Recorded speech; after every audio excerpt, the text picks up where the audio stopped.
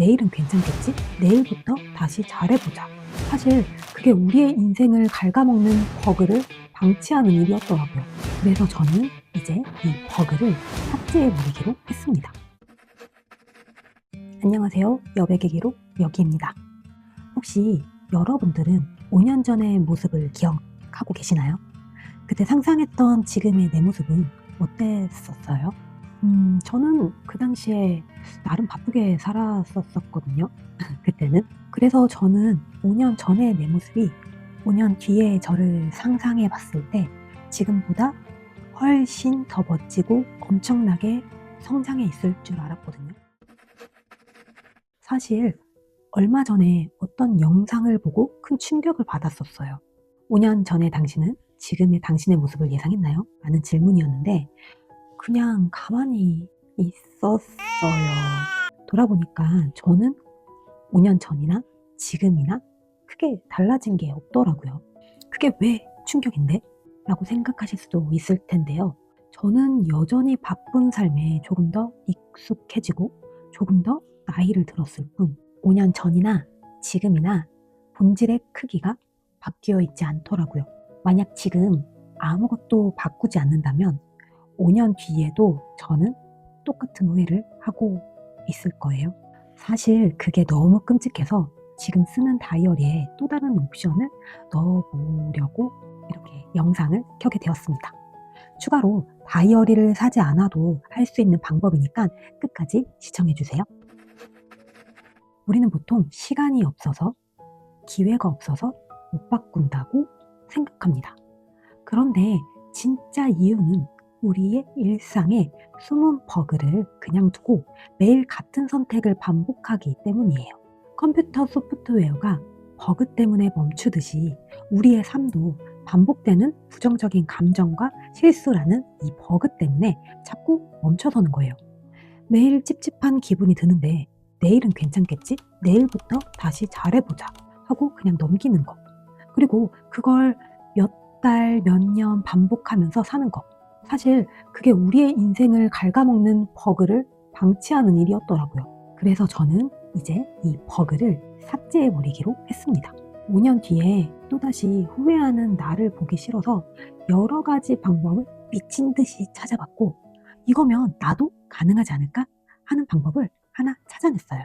세계적인 기업 토요타에서 기계 결함을 찾을 때 쓴다는 5Whys 기법이거든요. 문제가 생기면 왜? 라는 질문을 5번 던져서 근본 원인을 찾아내는 방식이래요. 이걸 제 인생의 감정들에 적용해 보기로 한 거예요. 재미있는 게 이 방법이 생각보다 간단하더라고요. 오늘 나를 힘들게 했던 사건이나 부정적인 감정 하나를 적고 왜? 라는 질문에 꼬리에 꼬리를 물듯 딱 5번만 던져보는 거예요. 예를 들면 이런 거예요.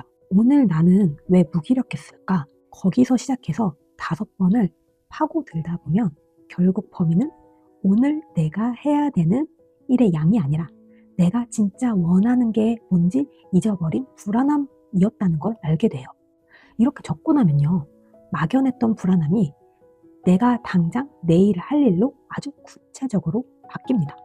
사실 말이 5번이지 얼마 전에는 내일 당장 똑같은 일을 반복하게 만들고 싶지 않아서 계속 Y를 붙였던 것 같아요.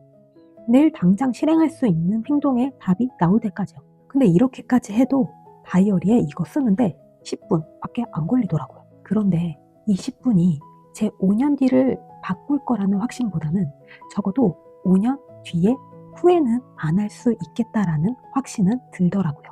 처음에는 5번으로 안 끝날 때도 있어요. 계속 도돌이표처럼 한 말을 또 하고 또 하고 있을 때도 있는데 저도 시작한 지 얼마 안 돼서 예시라고는 제가 지금 적어놓은 예시밖에 없기는 하지만 아예 어떻게 써야 할지 모르는 것보다는 이런 느낌으로 봐주시면 도움이 되지 않을까 싶어요. 제가 쓴 걸 한번 보여드려 볼게요. 이렇게 해봤어요. 노트를 따로 사는 것보다는 기존 저의 다이어리에서 추가적으로 이렇게 적었거든요. 근데 사실 여기 밑에 부분이 조금 밀리기는 했는데 가계부 쓰는 란이었어요.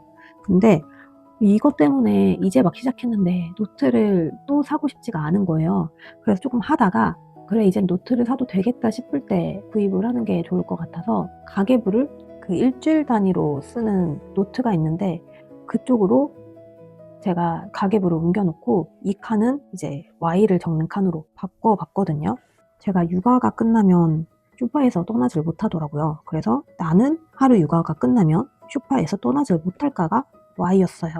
근데 이거에 대한 답은 쉬고 싶다는 생각이 많아져서 놓고 싶어진다가 저의 답이었고, 그럼 두 번째 Y는 왜 쉬고 싶을까? 그래서 저는 육아가 끝났다고 느껴져서 아무것도 하기 싫어진다가 그의 대답이었어요. 세 번째 Y는 할 일이 남았다면 왜 아무것도 하기 싫은 걸까? 그래서 기억은 잘 안 나지만 다음에 해야 할 일에 대한 생각이 멈춰버리는 것 같다. 그래서 다음 할 일에 대한 생각이 왜 멈추는 걸까? 육아 전까지는 있었는데 그 생각이 육퇴와 동시에 머리도 퇴근했다고 생각해서 생각이라는 걸 더 이상 안 하려고 하는 것 같다라고 답을 내렸어요. 그래서 마지막 다섯 번째 Y는 육퇴와 동시에 머리가 왜 퇴근했다고 느끼지?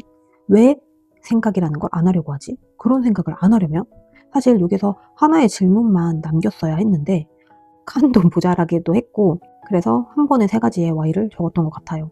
그래서 저는 육퇴 전과 육퇴 후에 할 일을 나눠서 생각을 해야 한다는 답을 내렸고 육퇴는 또 다른 저의 일의 시작이고 내일부터는 하루에 해야 할 일이 아니라 전 사실 오늘 하루에 총 해야 할 일을 적고서 거기서 중요한 거 3개를 뺐다라고 하면은 그거를 다 안 하고 육퇴와 동시에 제 머리가 멈춰버리니까 육퇴 전 내가 해야 할 일, 육퇴 후 내가 해야 할 일로 나눠서 생각을 해보자 라고 답을 내리고 이제 그 다음날 그거를 실행하기 위해서 계획을 다시 짰거든요. 처음에 첫 번째 Y를 적었을 때는 이거를 써도 방법이 없을 수도 있는데 라고 생각을 했지만 이거 하나를 놓고 고민을 해보니까 결국에는 두 번째 Y, 세 번째 Y, 네 번째, 다섯 번째 Y까지 나오면서 결국에는 내일 당장 내가 해야 할 일이 나오더라고요. 기록하는 거 사실 귀찮고 번거로운 일 맞아요. 손도 아프고 팔도 아파요. 저도 알아요. 하지만 5년 뒤에도 지금이랑 똑같은 이유로 화내고 후회하는 거. 그게 더 무서운 일이 아닐까요? 여러분들도 혹시 5년 뒤의 모습이 걱정이 된다면 오늘 밤에 이 5와이즈 딱 한 번만 스스로에게 물어보시는 건 어떨까요? 나는 오늘 왜 그런 마음이 들었을까? 이렇게요. 저는 앞으로 보름 동안 이 기록이 제 하루를, 제 삶을 어떻게 바꾸는지 더 치열하게 실험을 해보고 결과를 들고 와보려고 해요. 제 이야기가 누군가에게 작은 시작이 되었으면 좋겠거든요. 오늘의 이야기는 여기까지고요. 다음에 영상 들고 찾아오겠습니다. 안녕.